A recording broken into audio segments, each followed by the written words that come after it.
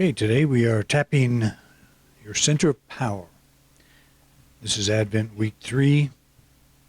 Topic is power and strength. And so we're looking at different qualities of God. Life and enthusiasm were the first topics of our Advent season. Love and understanding were the subject of last week. Today we'll look at power and strength as a third of this four-part pre-Christmas series. Of course, intelligence will be the fourth.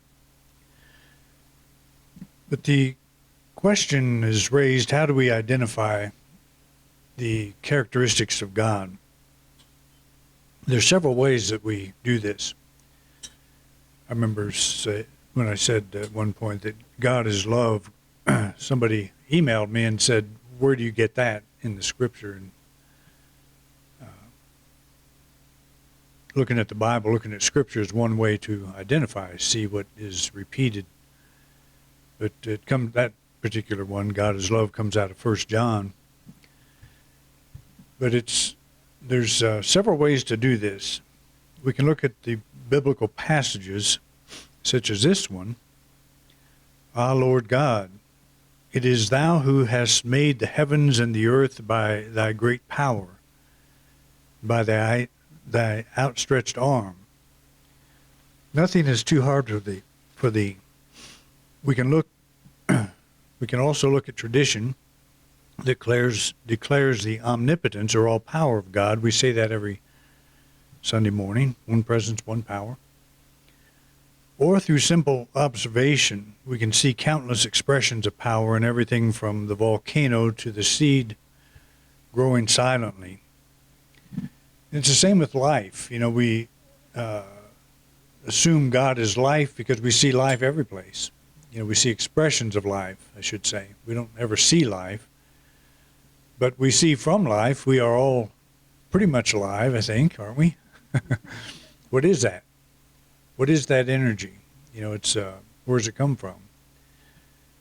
And we see it every place. You know, that's one thing we all share in common with all living creatures, is that life essence. As we'll talk about in the fourth lesson, intelligence expresses different degrees, but life expresses pretty uniquely, or pretty uniformly, I should say, through all forms that hold it, that support it. And love, I have said, is that power that draws to us that which is for our highest good and dissolves that which is not. We see that principle every place. We see it all through nature. We see it in our own life. And of course, there are many expressions of love. I think Greeks had 5 different words to express that idea of love. Everything from the very physical to the very spiritual. But we see that principle of love, the attractive and repelling aspect of love, all through. So we just observe. And of course, we see examples. The Bible's kind of a interesting place to try to find definitions, because we could say God is love unless you're a Philistine, you know, unless you're something that Israel doesn't like. And then we see a very cruel expression of that, and it's hard to reconcile that. So we have to take that for what it is. We have to take that from the people's perspective that wrote it. And that's why, you know, we have to be careful about taking the Bible literally. I think we all are aware of that. But there is a very loving God. There's a very hateful God. The Gnostics actually believed the God of the Old Testament was evil, was responsible for creating this physical world, which was an evil place. So they had a very different view of it. There's been the whole Old Testament. Somebody said the Old Testament is an evolution of the God idea. So we'll see everything from very basic tribal type gods that you have to sacrifice animals to, to something very, very beautiful, very high. But there's all kinds of ways we can come up with the characteristics of God, and I've come up with these four, and they're not mine originally. It's just that if I were to say what are the characteristics of God, this is what I come up with, is life, love, power, and intelligence. And there's all kinds of nuances between those things, and there's all kinds of other subtle ways that we can think of God. And we don't want to pigeonhole God. We don't want to do that either, because we can say four different words that describe four different characteristics. But the presence of God is all of those things. They're all mixed up. They're one thing, expressing equally all the time. And we're just trying to get a mental handle on what we're talking about when we say the word God. In the past, probably most of us had a pretty good idea of what that was. We could visualize an old man in the sky with big muscles and white hair and long beard and all of that stuff. That's a pretty easy way to grasp it, and that's, comes pretty much out of the Old Testament, but we've carried it over. That's how I thought of God growing up. Was a very human type of being, but very powerful. And I would not have thought then of the power of God being something I had access to. I could see the effects of it. But it wasn't something that was expressing through me necessarily, because I was taught to believe I was separate from God. So what happens when you come to the realization that you're one with God? How do you think of God then? You have to think of God not as an old man in the sky, but as something that's distributed every place, omnipresent. And that's what tradition tells us, that God is omnipresent, but we still want to focus. We still, like the little girl said, I need a God with skin on. We need something we can focus on. And I think this is particularly true when we get into a state where we don't know what to do. We're backed up against a wall. It's comforting to call on the old man in the sky sometimes.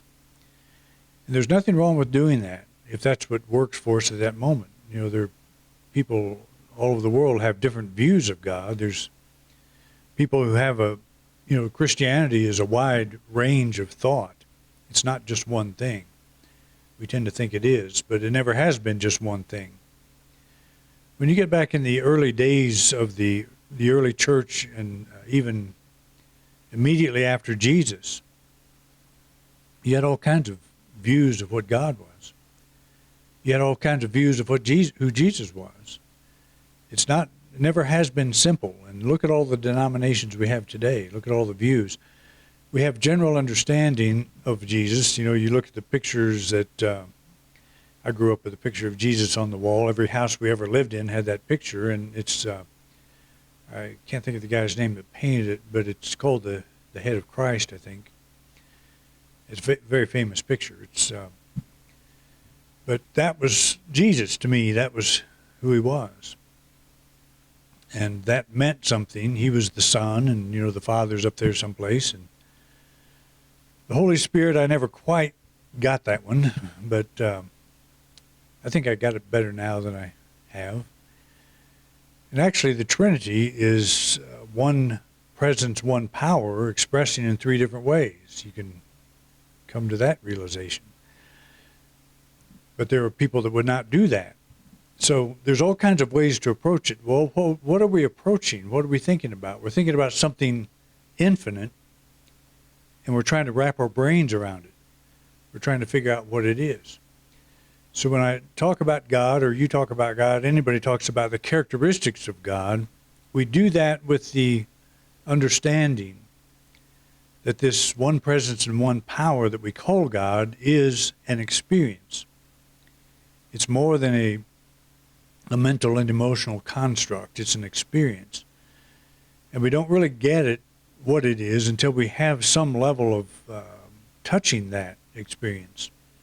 And we probably all have. I believe we all have. If you've come out of a more traditional background and you've started asking questions, that's God. God is giving you a little bit of a nudge. You know, there's more to what you have been taught than you have seen so far. And just keep asking, keep knocking. And the door will be opened. And what I have found is one door opens, and we were down in Chaco Canyon a couple of years ago. And we were in one of the ruins, and there's one place you can stand inside of one of the rooms, and you look through a whole series of doors. You know, they're like 10 feet apart, but, you know, they're every so often, but there's several of them.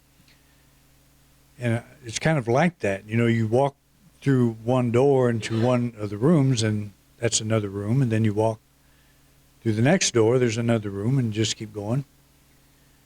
And then I think, well, Jesus said that, in my Father's house are many rooms, you know, many mansions, many, depends on the translation, but there's many ways to think of infinity. That's what I get now. He was saying, don't lock in on things. Keep your mind open, because God is spirit. What is that? What is spirit? How do you say that? Well, what is it? And you tie that into the actual word for spirit. It's breath, it's wind, it's something that can't be seen, but it can be felt. So, and we're standing here looking for the return of a kingdom that can be seen. We're kind of confusing our metaphors. So we are in that one presence and one power, and it's expressing through us as power. It is the source of our being. It's the source of our power. So we make it very personal. And it's true that most of this stuff starts in the head. You know, we start reading, we start listening, we get ideas, we get new ideas, and they change. If you could put a camera on your bookshelf and record for over the last 10 years or so, 20 years, you would see that bookshelf change. You would see it change from things that used to interest you to things that interest you now. And if it's a spiritual bookshelf like mine, most of the books I have on my shelf are spiritually based. And they weren't always, but they are now, almost all of them. And so that follows your thinking. You know, your thinking is changed by what you read, but why do you read it? You know, why do you read something new? Why do you read something that doesn't match your old view? Because you're open to something new. And that's God is spirit. You're feeling this breath. You don't quite know what it is, but you know there's something there. And so you take the next step, pick up the next book. Maybe one idea stands out, and it changes, you know, it becomes a foundation of another line of thought. And that's kind of what we mean by logos. It's the beginning of a new argument, new principle. It's the foundation idea. You can think of it that way. It's a whole new way of thinking. So, like you, I probably grew up with the foundation idea that God was separate up in the sky someplace. Some time in my experience that changed. I finally heard God is within. Didn't know what it meant. But it's a beginning. It's a logos. It's a beginning of a change of, I'm going to think about this in a different way. So you change the principle, and the chain of logic that follows also changes. And that's what we're always involved in, constantly. So that's what it means to be open-minded. And we all know people who have gotten their religion, and they have stuck with that, and they will stick with it forever. And there's not a thing wrong with that. If they're happy with it, then that's good. If it's meaningful to them, you don't want to pull anybody out of something that's not meaningful. That's why we don't proselytize. This kind of thinking, you have to be ready for it. If you're not ready, it doesn't matter what, you know, somebody can get you down, twist your arm behind your back, and you might say uncle, but you don't say I believe, because you don't understand what this is. We have to come to this, and that to me is the beauty of this type of thought, is We're not here because we think we have to be. We're here because we want to be. I don't study this stuff because I have to, because it's my job. I have a job because I love studying this stuff. I love pursuing it. And I love being in this work. I love having in my life no place where my work begins or I end. It's all one thing. And it's, that was a dream of mine in my early life. And it's a dream that's come true for me. But it's interesting how we change, how we go through these different views of life. And we'll think, I've got it figured out now. And then pretty soon that kind of wears down, it wears out. And it doesn't mean it goes away, but it's like a step that we take. When you're walking up a flight of stairs, you don't stop on one. You just keep taking more steps. You keep going if you want to get up to the next floor. And that's what the spiritual path is like, I think. The power of God empowers us with the strength we need to carry on with our life. Those times when we feel our strength is waning, we affirm God's limitless power works in and through us to give us the boost we need when we need it. And I've talked with a lot of people, and I've been in the same position. But I remember talking to Fred, about his 8 years ago, going through his transplant. And I thought, this guy is going through something that's pretty tough. I can't even imagine what he's going through. But what I could say is, I don't know why you're going through this. I don't know what it means overall, but something good is going to come out of it. And I had to draw on my power to say that, to be able to say that, because I have been in the company of people where it just seemed like that would be a lie to tell them that. And I didn't want it to be a lie. I wanted it to be true. And I wanted Fred to know that it was true. And obviously it was true. But power comes in all kinds of ways. Fred needed the power to take a step to, go through some pretty bad stuff. And I just needed the power to support him. But it's still power. It's expressing in different ways completely. And there's times you will need that level of power that Fred was going through or needing at that time. And there will be times you'll need the kind I was expressing. But it's all power. And it's all within us. And that's the beauty of the whole thing is. And I didn't tell Fred anything I didn't believe. I had to reach down in myself and say that I think this is possible. That I don't know what's going to happen. I don't know, what the outcome is going to be. But why don't we just say something better? There's a reason you're going to be able to give, and he has done that because of this experience. Some experiences I've had, I've been through some very interesting changes in church and been under attack and all kinds of different things that have happened that I never would have imagined, never would have signed up for. But when that's all said and done, then I've been able to talk to other ministers that are going through it as well. And I can draw from my experience, from the power that I found in myself to go forward. And I can look at somebody in the eye, that another minister going through exactly the same type of thing, and say, you're going to go through this and you're going to be better because of it. You're going to draw something from yourself you didn't know was there. You're going to find something. You're going to find a dimension in yourself you didn't know was there. I'm not sure why we have to learn that way sometimes. Somebody's got to whack us upside the head with a 2x4. There's, it's the school of hard knocks. And I think it's because we try to keep things on an even keel, which means I don't want to change. But sometimes my changing is required. And that change usually is not real easy. It's not easy to identify.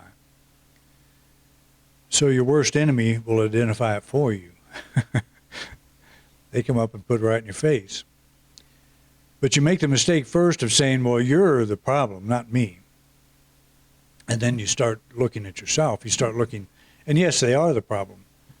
And that's one thing that we have to be careful of. You know, just because you're upset doesn't mean that they're not capable of upsetting you. Because they are. And it doesn't mean that they're a good person that needs to be let off the hook necessarily. Because they're not. But it means that if you are reacting to an appearance that is taking you down into your own personal version of hell,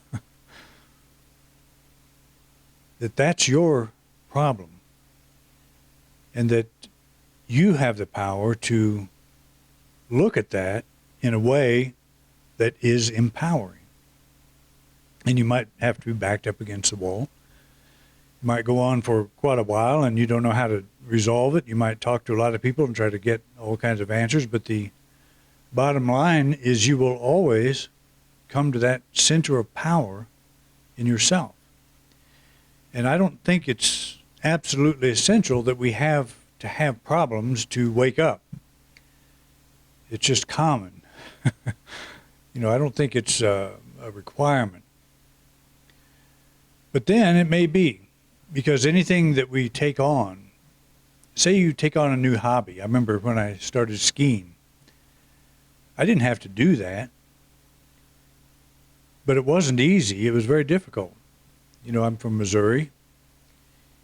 Nobody in Missouri would strap on a couple of boards on their feet and slide down a mountain. That's not natural. So when you're learning something like that, you're confronted with things that are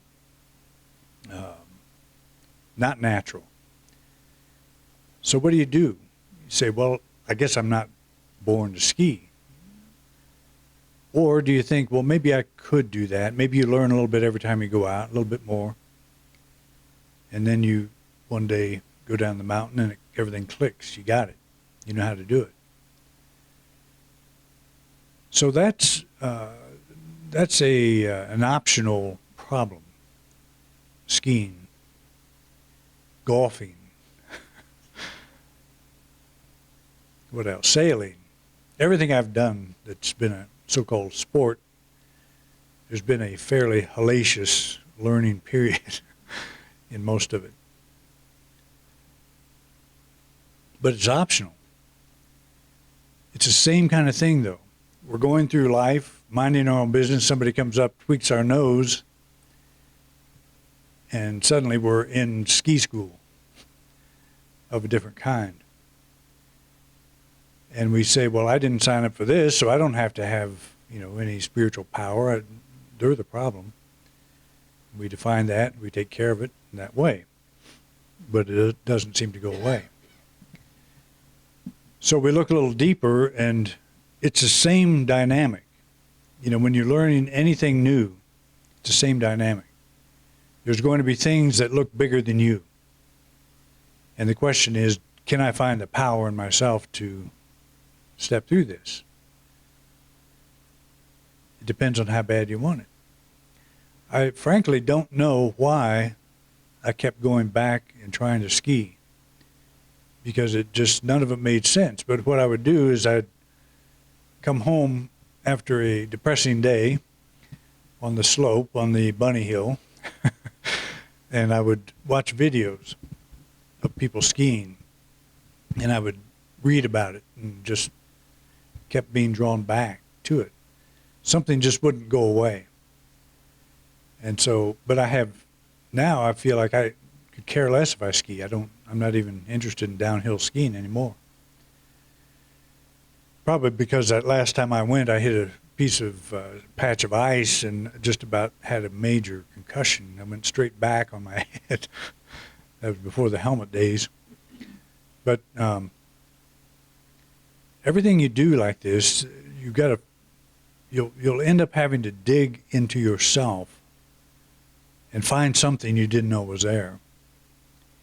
And that's called learning.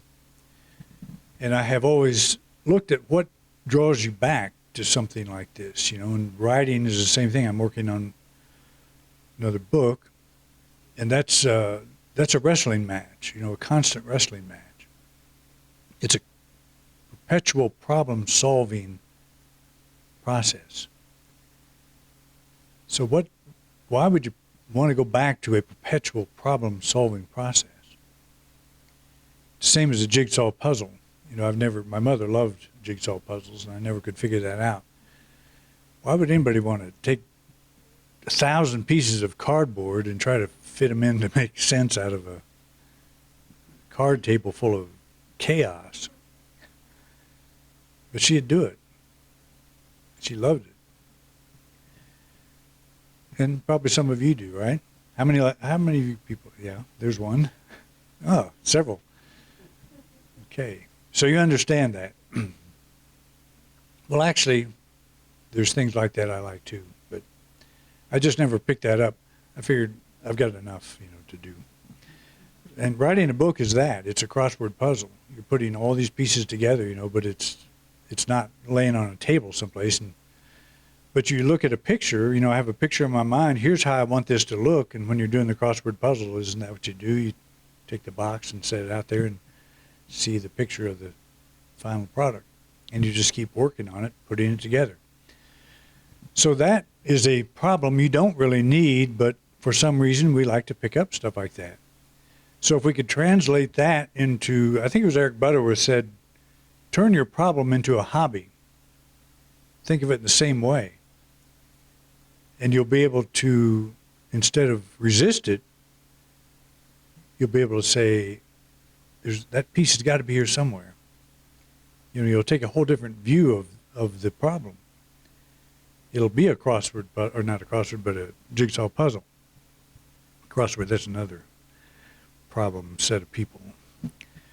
Okay, we remember Jeremiah's inspiring words, nothing is too hard for thee. And we might add, for thou art centered in me.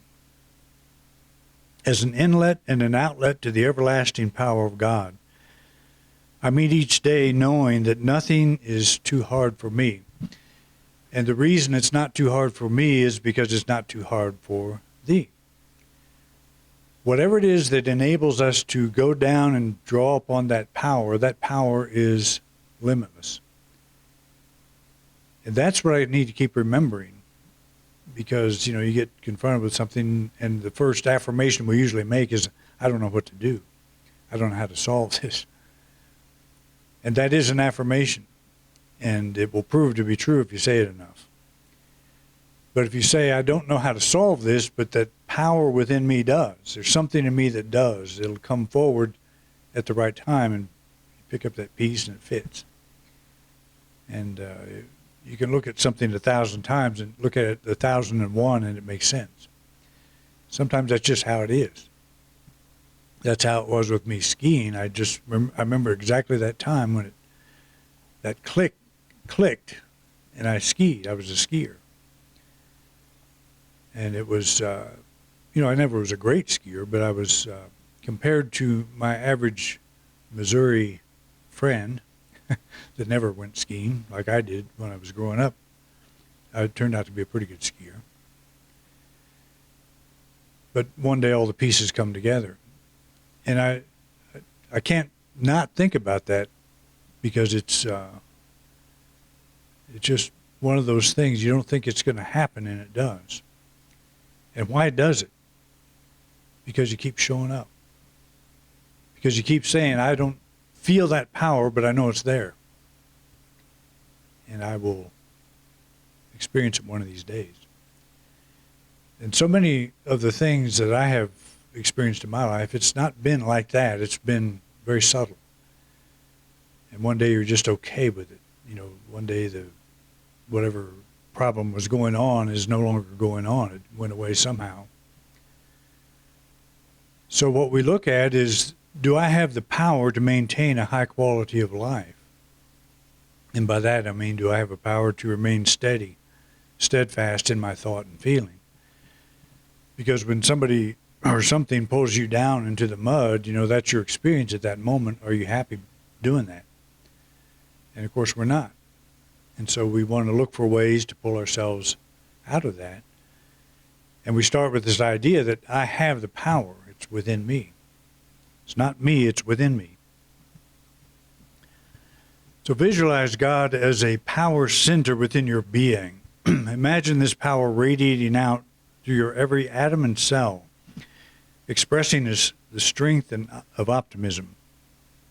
And a lot of us have grown up with this prayer, or at least as long as we were in unity, from Charles Fillmore.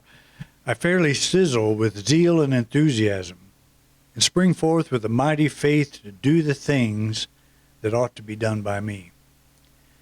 That's a really good prayer to stir up the power. Don't try to make anything happen. Just say this thing. Just say these words.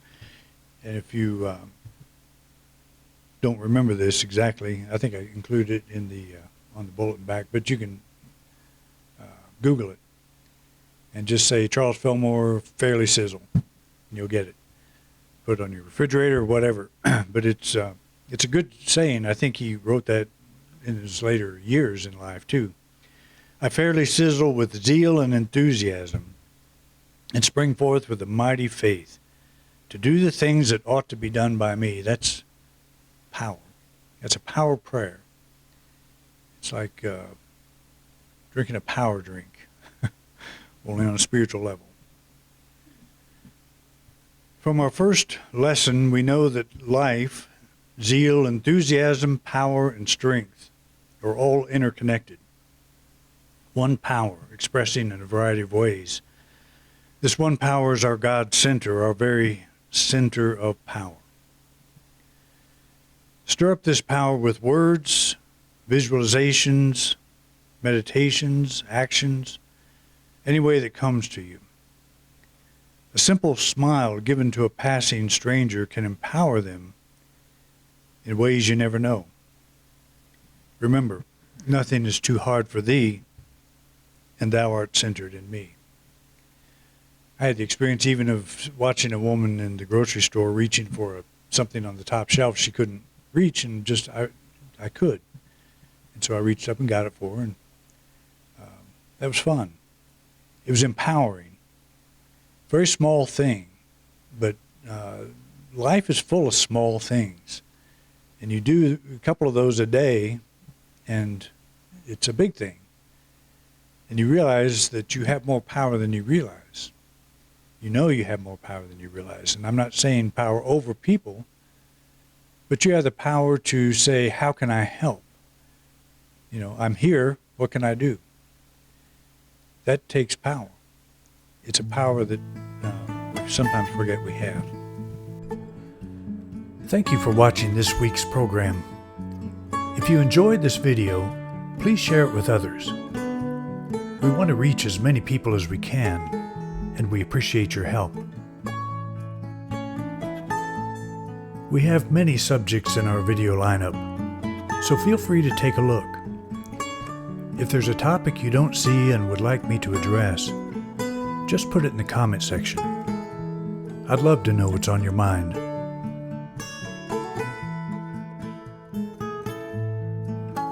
Thanks again for your interest in independent unity, and have a wonderful week.